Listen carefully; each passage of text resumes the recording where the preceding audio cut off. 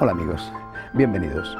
Bienvenidos una semana más a un capítulo de esta serie dedicada a la familia, a la vocación a vivir en familia. En el capítulo pasado, si ustedes tuvieron la oportunidad de verlo, intenté presentar algunas soluciones para las crisis. Es verdad que a lo largo de toda esta serie, estamos ya terminándola, este es el penúltimo de sus capítulos. Es verdad que he hablado de las distintas situaciones difíciles que se pueden presentar en una familia y de también cómo afrontarlas, pero el capítulo pasado lo dediqué exclusivamente a ese tema, las crisis familiares. Y les dije a ustedes, confío en que lo recuerden si lo vieron, que lo primero que hay que hacer es considerar las crisis como algo normal, es decir, tener problemas en la vida es algo normal. Hay que intentar darse cuenta de que en todos los sitios hay problemas, y que hay que pagar un precio por todas las cosas. Si quieres estudiar tienes que pagar un precio, si quieres tener un buen trabajo tienes que pagar un precio, si quieres tener una familia tienes que pagar un precio, porque si no pagas el precio de la familia, pagarás el precio de no tener familia. Si no pagas el precio de dedicar un tiempo a tus hijos, pagarás el precio de tener unos hijos mal educados porque no les has dedicado la atención debida.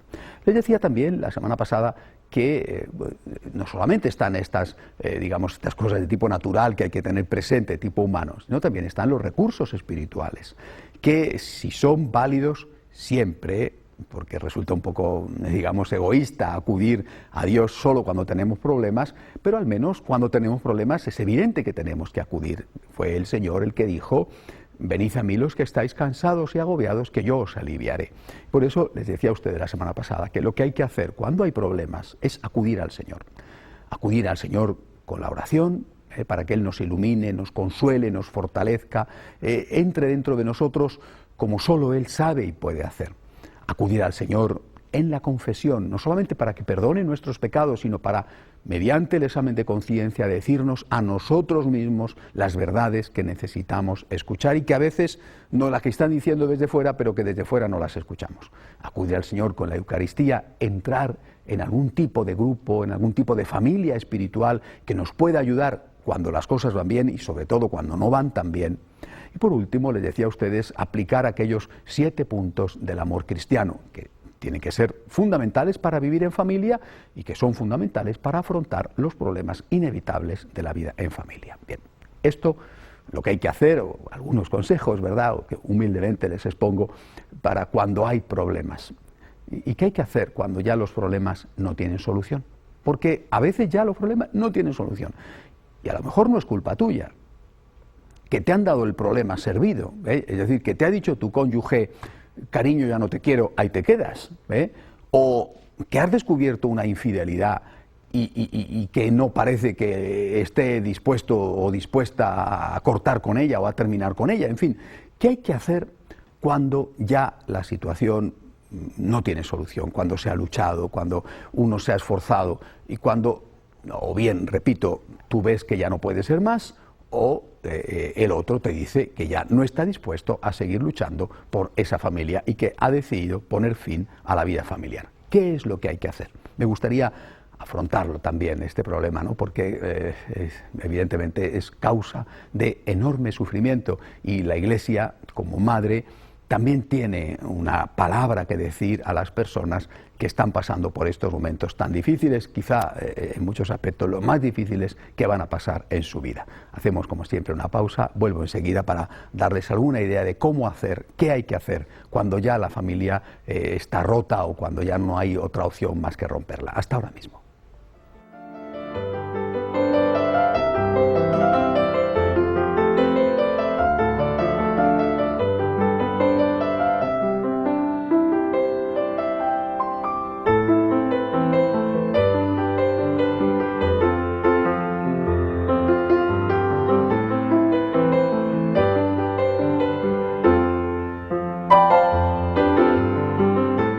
Bien amigos, les estaba diciendo que en este programa quiero afrontar algunos consejos, darles algunos consejos sobre lo que hay que hacer cuando ya no hay solución y la familia está rota o está a punto de romperse.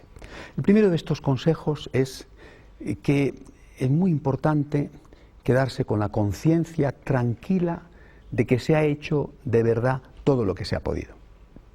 Y para ello creo que es fundamental acudir a un sacerdote con el cual se tenga una cierta confianza, es decir, que te merezca confianza, que sepas que es un sacerdote fiel, que no te va a decir lo que tú quieres escuchar, sino que te va a decir aquello que la Iglesia te diría, es decir, aquello que el Señor te diría, y que puedas hablar con confianza con este sacerdote y que le digas, mire, mi caso es este, ¿no?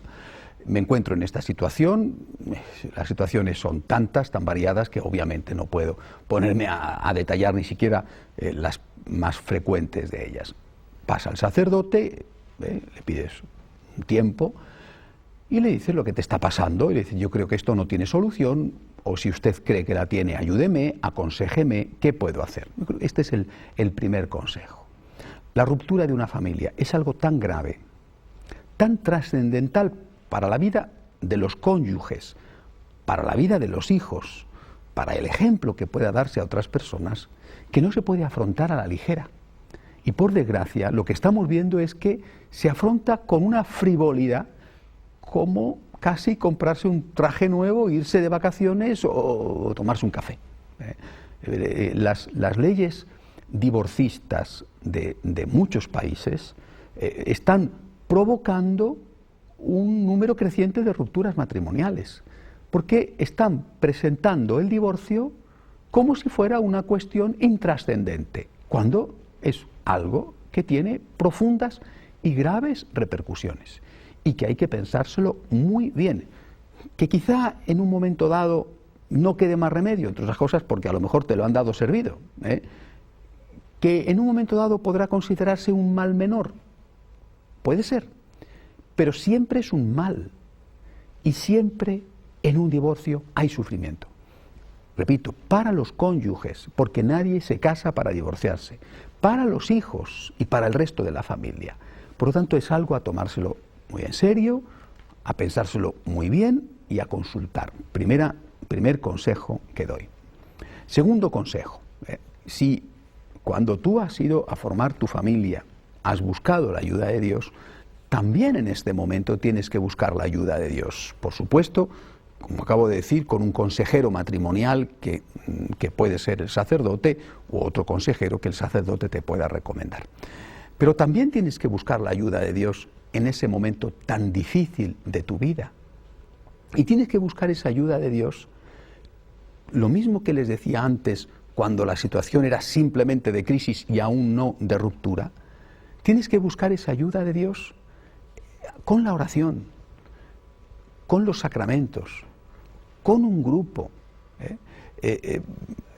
Quizá no es tan frecuente encontrar grupos dirigidos específicamente a personas que se han visto forzadas a la ruptura de su matrimonio. Bueno, pero existen, por lo menos los franciscanos de María los tenemos, grupos para divorciados, porque son personas que están atravesando momentos muy especiales, muy duros en su vida. Y la Iglesia nos pide a los sacerdotes que nos acerquemos a esas personas con un gran amor, sin ningún tipo de rechazo. Eso no significa que les tengamos que dar la razón en las cosas en que no tienen razón. Eso no significa que un divorciado vuelto a casar por lo civil puede comulgar, ¿no? Pero es un hijo de Dios. Y como hijo de Dios es amado por Dios. Y por lo tanto tiene que ser también amado por los que representan a Dios. En ese momento tan difícil de tu vida, con culpa o sin culpa, tú necesitas la ayuda de Dios. Puede ser que en algún caso, en este caso que digo, en el cual se divorcian, se vuelven a casar por lo civil sin casarse por la Iglesia, en ese caso no pueden comulgar, pero pueden ir a misa, pueden rezar, pueden participar en determinados grupos, sobre todo si son grupos específicos para ellos. No están proscritos de la Iglesia. La Iglesia no los rechaza, no los considera apestados, malditos. Al contrario, insisto, los papas, Juan Pablo II, Benedicto XVI, piden a los sacerdotes que tengan una actitud de especial comprensión y misericordia. Y la persona tiene que encontrar y tiene que buscar en Dios la ayuda que en ese momento necesita. Dicho esto, buscar una ayuda de un sacerdote que te asesore para ver si todavía se puede salvar tu matrimonio o cómo tienes que hacer, y después buscar intensificar tu vida espiritual. Dicho esto, me gustaría aclarar qué es lo que enseña la Iglesia cuando se produce una ruptura matrimonial. Bien. Hay tres situaciones. Primera situación, separación. Segunda situación, divorcio. Tercera situación, nulidad matrimonial. Cada una de ellas requiere mucho más tiempo del que yo dispongo en este programa, pero resumiendo, la Iglesia no obliga a nadie a estar junto con otra persona cuando la situación se ha vuelto insostenible. Por ejemplo, violencia doméstica. Es decir, no, tú tienes que estar con tu marido aunque tu marido te pegue una paliza todas las noches porque vuelve borracho a casa. Hombre, pues no. Jamás la Iglesia ha obligado a eso. Por tanto, la Iglesia siempre ha permitido la separación matrimonial, lógicamente, cuando hay causas muy graves. Y por eso, insisto, es bueno acudir a un sacerdote que te pueda asesorar, que te pueda orientar en tu caso concreto. Padre, en mi caso concreto, ¿puedo pedir la separación matrimonial debido a estas circunstancias? Bueno, pues el sacerdote, en tu caso concreto, te dice esto o aquello, ¿vale?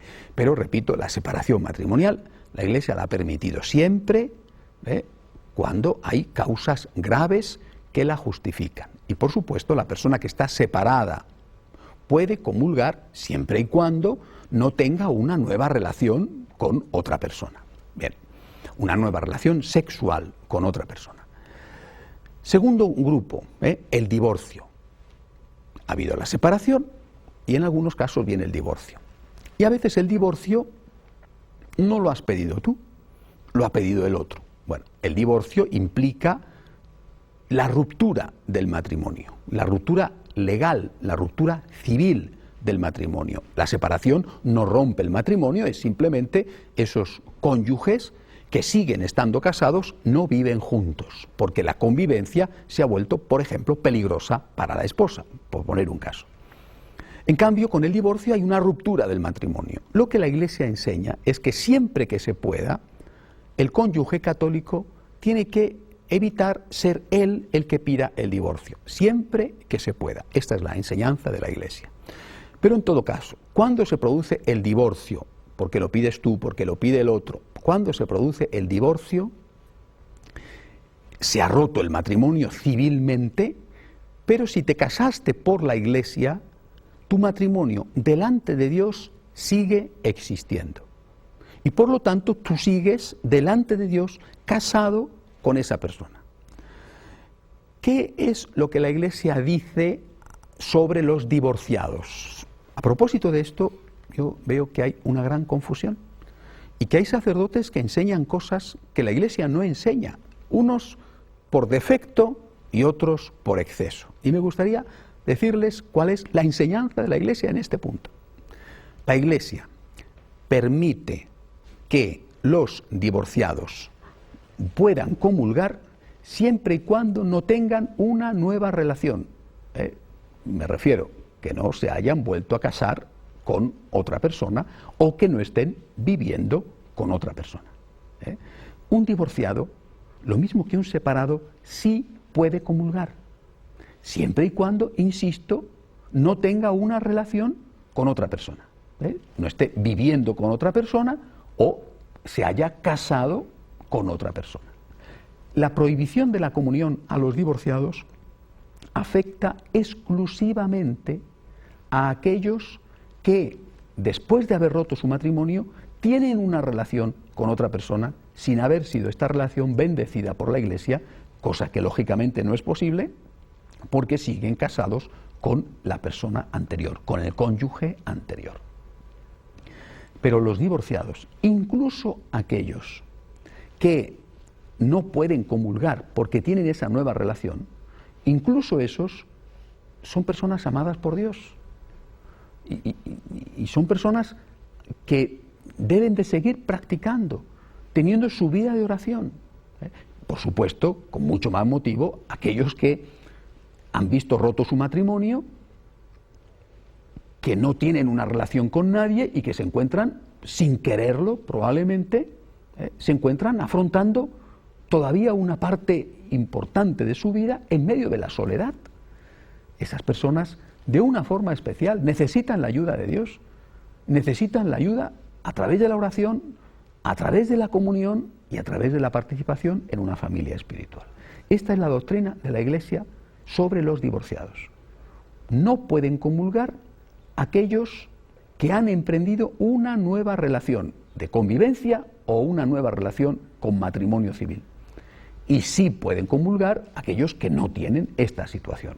En cualquier caso, incluso los que no pueden comulgar, sí pueden ir a misa, pueden rezar y pueden estar en un grupo, en una familia espiritual, a ser posible preparada para ellos, ¿verdad?, donde reciban la ayuda que necesitan. El tema de la nulidad matrimonial. Es decir, ¿en qué consiste la nulidad? ¿Cuándo se ha producido el divorcio civil? Insisto, el matrimonio delante de Dios sigue existiendo, pero cabe la posibilidad de hacer un proceso para averiguar si ese matrimonio realmente existió o no existió. No para romper el matrimonio. La Iglesia no puede romper un matrimonio que ha tenido realmente lugar. Lo que sí que se puede hacer es intentar averiguar si ese matrimonio que se ha roto civilmente, en realidad, por algunos problemas, por algunos defectos, por algunas circunstancias, nunca existió. Y, hombre, pero ¿cómo no va a existir un matrimonio si llevan 20 años casados, si se casaron por la Iglesia, si han tenido hijos? ¿Cómo no va a existir ese matrimonio? Dice, pues mire usted, a lo mejor no existió. En todo caso, hay que someterse al juicio de la Iglesia, y considerar que uno no puede ser juez y parte y que por lo tanto uno no puede quizá tener toda la visión del conjunto y decir, mira, yo me casé sabiendo lo que hacía, mi cónyuge, mi esposa, mi esposo, se casó sabiendo lo que hacía y sin embargo, a pesar de que los dos nos hemos casado sinceramente para toda la vida, sabiendo lo que hacíamos, cabe la posibilidad de que ese matrimonio no haya existido y por tanto se pueda conseguir la nulidad. ¿Y por qué? Pues por ejemplo, por inmadurez, por ejemplo, por presión familiar, por ejemplo. Por supuesto, hay otras causas, el dolo, es decir, la mentira. La persona se casa y está engañando, ha prometido fidelidad y no tiene ningún interés, ninguna intención en cumplir la fidelidad que ha prometido, o ha prometido tener hijos y dice que no quiere tener hijos una vez que se han casado, lo que sea. En todo caso, la Iglesia afronta ese caso con un proceso judicial con toda seriedad y por lo menos en lo que a mí me consta, no digo que no haya excepciones, pero en lo que a mí me consta lo afronta con mucha honestidad, sin corrupción, y resuelve esa petición de nulidad diciendo, efectivamente, en función de esto y esto y esto, nunca hubo matrimonio, aunque el matrimonio haya durado y haya habido hijos por medio. O, por el contrario, dice, no, lo sentimos, pero ese matrimonio sí que existió y no podemos anular el matrimonio, porque el matrimonio sí que existió, el matrimonio sí que existe. ¿Cuál es mi consejo sobre o a las personas que van a solicitar las nulidades matrimoniales? Mi consejo es que digan siempre la verdad. La petición de una nulidad matrimonial es una cuestión de conciencia. Tú no tienes por qué estar engañando a la gente, porque aunque pudieras engañar a la gente, al que no vas a engañar es a Dios. Tu matrimonio se ha roto y tú, católico y católico practicante, quieres emprender una nueva relación. Bueno, y tienes derecho a plantearte si quizá por un problema tuyo, de tu cónyuge o de los dos, quizá ese matrimonio no existió. Tienes por lo tanto derecho a solicitar de un tribunal eclesiástico la nulidad matrimonial. No pasa nada, tienes tu derecho. Lo que no tienes es derecho a mentir. Di la verdad. Ponte en manos de la justicia, en este caso de la justicia de un tribunal eclesiástico, con la verdad por delante, que te dicen, efectivamente, el matrimonio nunca existió, tú sabes que puedes casarte de nuevo por la Iglesia con la conciencia tranquila. En cambio, si no has dicho la verdad, aunque te den la nulidad matrimonial, ¿de qué te sirve? Si tú sabes que esa nulidad que te han dado es porque has engañado a los jueces, porque has mentido, porque has presentado unos testigos falsos, los jueces, sobre lo que les presentan, enjuician y sentencian, pero no tienen un sistema, la Iglesia no tiene un sistema policial para investigar la veracidad de lo que están diciendo los testigos. Vamos a hacer una pausa, como siempre, después vuelvo para resumir un poco los consejos de este tema que, repito, por desgracia es tan importante porque es tan frecuente y hace sufrir tanto a la gente. Hasta ahora mismo.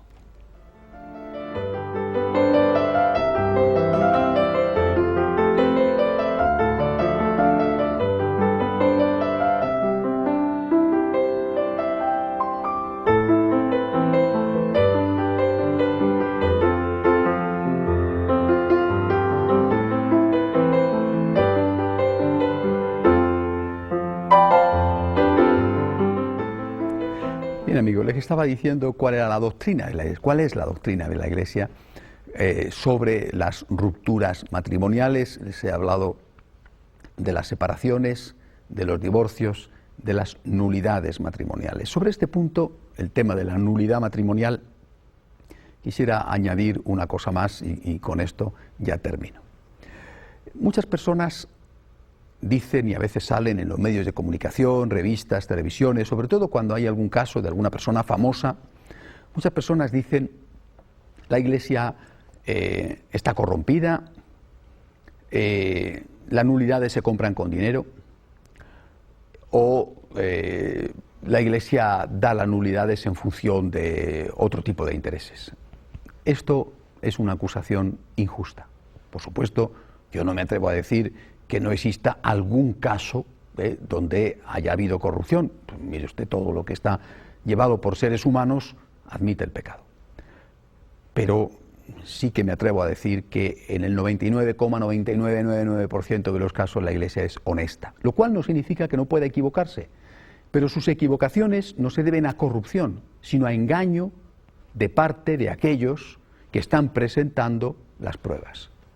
Claro, si los jueces de un tribunal eclesiástico van a dar una sentencia en función de las pruebas, aunque las pruebas son variadas y no es fácil engañar a un juez, pero es posible engañarle.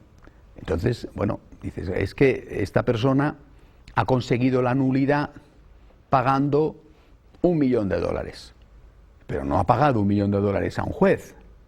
Lo que ha hecho ha sido pagar unos testigos falsos que han ido ahí al juez y han dicho, nosotros juramos que esto es así. Bueno, ¿y qué culpa tiene el juez? También puede esa persona pagar a unos testigos falsos en un tribunal civil y esos testigos pagados le exculpan porque le proporcionan una coartada en un robo o en un crimen, ¿verdad? Y lo mismo que un juez civil tiene que atenerse a las pruebas, entre ellas las de los testigos que le presentan para dar una sentencia, también la Iglesia.